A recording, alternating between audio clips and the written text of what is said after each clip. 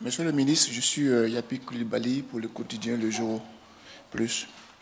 Monsieur le ministre, les journaux sénégalais d'aujourd'hui, mercredi 23 avril 2025, ont consacré majoritairement leurs manchettes à l'actualité ivoirienne, marquée par la décision du tribunal de première instance d'Abidjan Plateau d'ordonner sans possibilité de recours le nom de Cheikh Tidiane Thiam dans la liste électorale. Un tabloïd, L'Éveil, pour ne pas le nommer, a même évoqué le retour de l'ivoirité. L'As, un autre écrit périodique, a barré à sa une. Ouattara joue avec des allumettes. Je ne sais pas trop ce que ça veut dire. Un autre a écrit Ouattara victime hier, bourreau aujourd'hui. Quel commentaire vous inspire tous ces écrits? Et puis pour finir rapidement, Monsieur le ministre, le tribunal de première instance d'Abidjan, nous l'avons dit, a ordonné hier, mardi 22 avril 2025, la radiation de Tidiane Thiam. La juge a estimé, selon les comptes rendus qui ont été faits, que le petit-fils de feu Félix Houphouët-Boigny n'était plus ivoirien au moment de son inscription sur la liste électorale en 2022.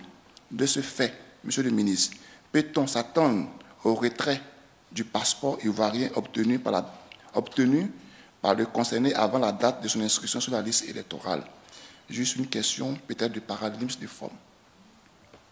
Merci. Je ne veux pas commenter les unes des journalistes sénégalais. Elles ont certainement leur raison.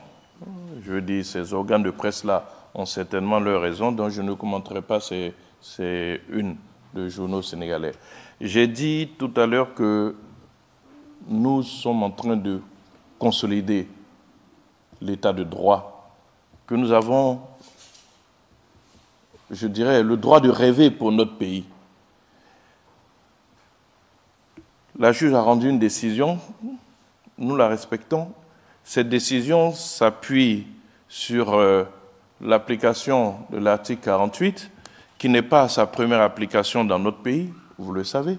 En 2011, on a eu le cas de ce que vous-même, la presse, avez appelé la jurisprudence Tioté, et personne dans notre pays ne peut remettre en doute les compétences du professeur Francis Vaudier en termes de droit, encore moins en termes de droit constitutionnel.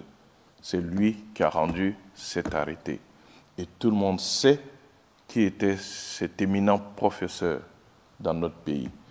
Donc, c'est un texte qui a déjà connu une application. Il en connaît une autre aujourd'hui. Ce n'est pas que la seule application qu'il y a déjà eu, je veux dire avec le cas de la jurisprudence Tioté, dont nous respectons cette décision. Je ne veux pas faire de commentaires particuliers. Je veux juste inviter chacune et chacun à respecter les textes de notre pays.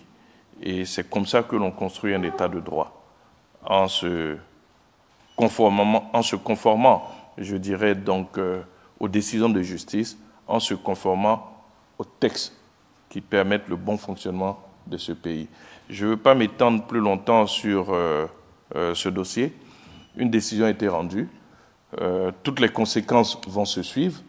Je n'ai pas entendu, en tout cas, que la justice, pour ce qui a été rendu dans la presse, avait exigé le retrait de certains documents, dont le passeport dont vous parlez. Mais si c'est une des conséquences, cette conséquence sera suivie des faits, bien évidemment. Mais je ne peux pas vous le dire parce que je n'ai pas eu accès à la décision de la justice. Je n'ai eu que les comptes rendus qui ont été faits donc, dans la presse. Quand nous aurons la décision de la justice, exactement comme l'arrêt du professeur Francis Vaudier a été rendu public, eh bien, en ce moment-là, on verra toutes les conséquences d'une telle décision.